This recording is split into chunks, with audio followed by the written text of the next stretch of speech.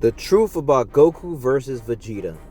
Now, I had to do this video because looking at the comments as a couple of videos I just put up a couple of days of Goku versus Vegeta after the 7 years, there's a lot of misconceptions and a lot of things that I see the fandom said for years. For years I will say this, like, y'all, and like I said, the fans, some people who actually watch the show, some people who only tuned into like Dragon Ball Super, some people don't even check out Z at that, and Dragon Ball is like a mystery to them. So there's a lot of misconceptions. Like, when people think of Goku and Vegeta, people just think Goku is pummeling Vegeta, but nowhere in the series is Goku ever just clearly one-on-one fought Vegeta, stomped him out, and defeated him. Never. That never happened at all in the series. So a lot of times when I see things online about Goku versus Vegeta and about people just make it seem like Goku is just going to slap around Vegeta, every time they fight, Goku never just sits there and slap around Vegeta. Majority of the time, in actuality, a lot of these fights, when you really look at it like down to certain bases, Vegeta is actually the winner to a lot of these fights. But Goku always come off he always get the victory through either through help or some other means. And there's nothing wrong with that, because that's the thing about Goku's character that a lot of people seem to not understand. When a lot of people say Goku's the strongest character in anime, which he's not, because Goku's not even the strongest character in his own show, that there's still a lot of things that people tend to just be confused and get wrong. Now, today's video, we're going to cover the Goku and Vegeta aspect and kind of put to rest on some of these, crazy, I'll say point of views and stuff and opinions, because at the end of the day, it's like when you actually watch the series and you look at the context behind certain things, you will see. Now, the first time we get Goku versus Vegeta is in the Saiyan Saga. Goku shows up after being brought back to life to rescue his friends from Vegeta and Nappa. Goku goes and make quick work of Nappa, and him and Vegeta decides to leave and go have a battle. Now, at this point, Vegeta is still stronger than Goku. Now, Goku and Vegeta, I would just call it round one goes to Vegeta, because Vegeta got the best of Goku. So Goku decides to pretty much maximize his Kaioken, and when he does this, he pretty much gets the better of Vegeta. So I'll say round two kind of goes to Goku, after Goku kind of, defeats Vegeta a little bit in round two. And then from there, Vegeta is pretty much kind of pissed off by what's going on, that he decides to unleash his ultimate attack, his Gallic Gun.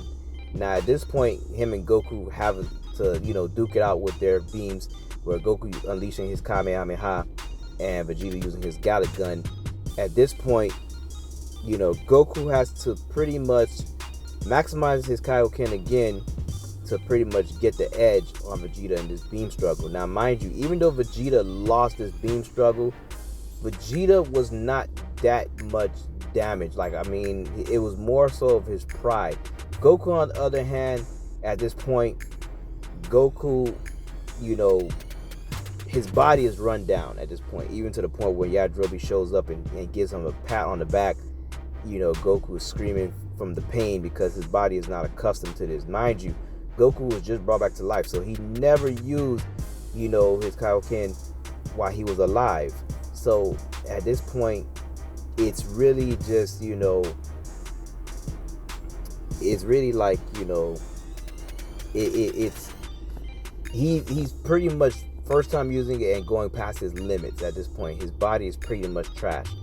And Vegeta coming back to fight Goku, Vegeta uses enough energy to create an artificial moon so he can transform into a grade 8. Mind you, that took a lot more energy, and Vegeta would have been better off just fighting Goku as he was and not transforming into 8. Now, granted, at this point, people think that if Vegeta never used the 8, Goku would have still been able to defeat Vegeta. And that's not the case, because at this point, Goku was really past his limit. Goku would have probably been able to fight Vegeta at a lower level, which it wouldn't have been at the high level that he was doing before, which got him the chance to, pretty much get the best of Vegeta in the first place in the second round. So at this point, even if Goku was to try to fight Vegeta, he wouldn't have been able to pretty much go any further. Even if he tried to, he pretty much would have ended up, maybe destroying his body by pushing himself beyond his limits, or it just wouldn't have worked, and Vegeta would have still been able to kind of like, get the best of Goku, because people tend to forget.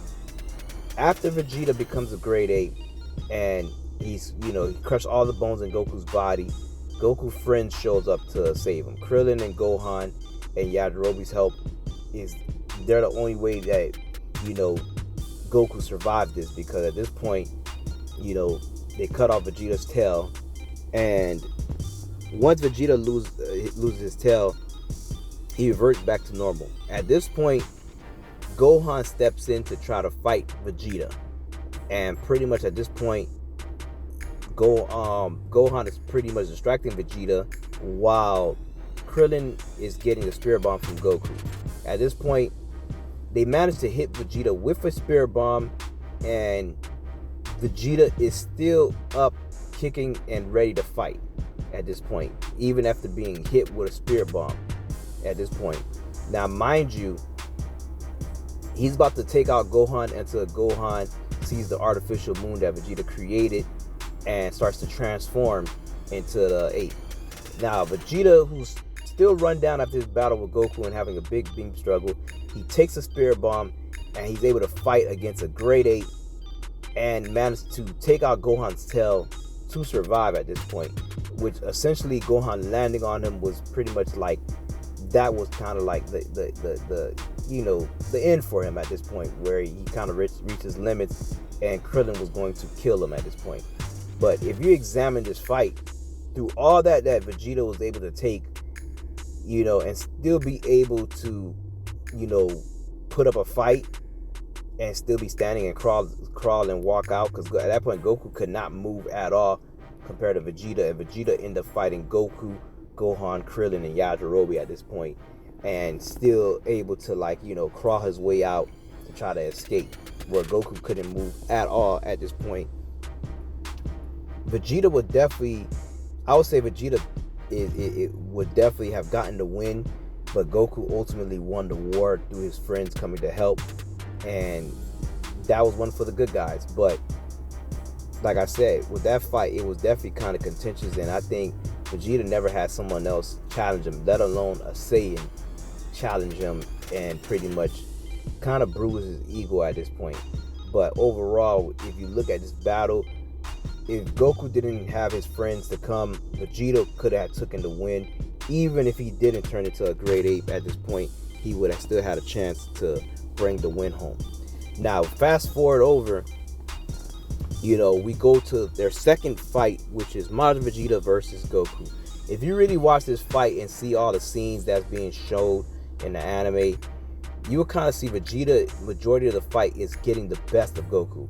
And the only thing that gives Goku the chance to show that Goku could have won this battle was that they later wrote in that, he had the Super Saiyan 3 transformation. But due to the time of Toriyama creating this arc and everything, there wasn't no Super Saiyan 3 at this point. So clearly at this point, Vegeta definitely was probably stronger than Goku and getting the best of him in this fight. And they kind of just wrote in the Super Saiyan 3 to kind of just give Goku that edge. But technically in this fight, Vegeta was wrecking Goku at this point. So majority of the time when Goku has a fight, Goku and Vegeta, it never really turned out to be the point where, Goku's just wrecking Vegeta. Like I said, he got the best of him in the second round, of course, in their first fight.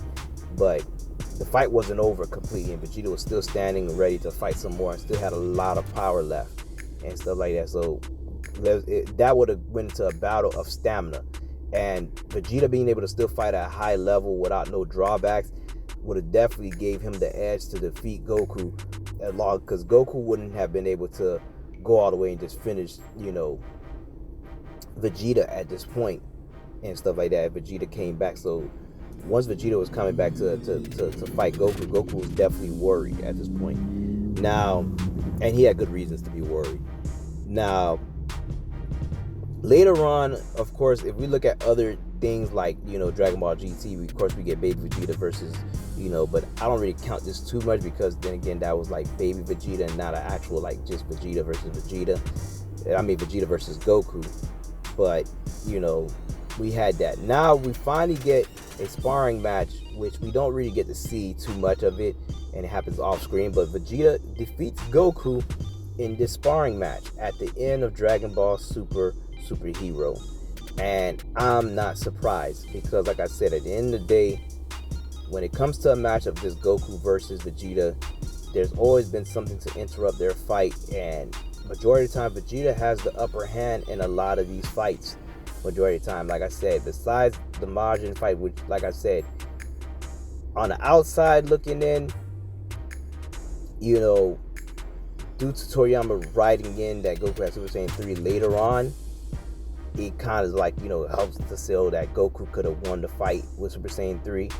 But at the time of that creation, that didn't exist. So technically at that point, Vegeta was definitely wrecking Goku at that point. So, and it kind of defeats the, the purpose of everything a little bit. So, yeah, a lot of times, like I said, when it just looks at the fandom and these people and their opinions about, Goku and Vegeta, when you really look at it, a lot of these fights, Goku has never just easily been able to, defeat Vegeta. Now, only, like I said, the times that Goku has surpassed Vegeta in power, they didn't get into fights like Goku achieving Super Saiyan on Namek, or later on Goku exit the time chamber with Gohan and they got the grade 4 Super Saiyan and they're pretty much above Vegeta at this point, but they don't fight Vegeta at this point. So yes, Goku had this point where he passes, Vegeta, but same thing how Vegeta, when he first exited the time chamber, he was past Goku at this point. So, those things we don't really count too much because yes, the power goes up and down, in which Vegeta later states this about like, being the strongest, because he realized the power is going to always go up and down, and pretty much it doesn't even matter. Just being prepared for like when the new power comes to be able to achieve that and surpass that limit and go to the next level. And that's pretty much the mind state that Goku always kind of had and wants to fight strong people, because it keeps him knowing that there's new levels to reach every time he sees a person stronger than he is.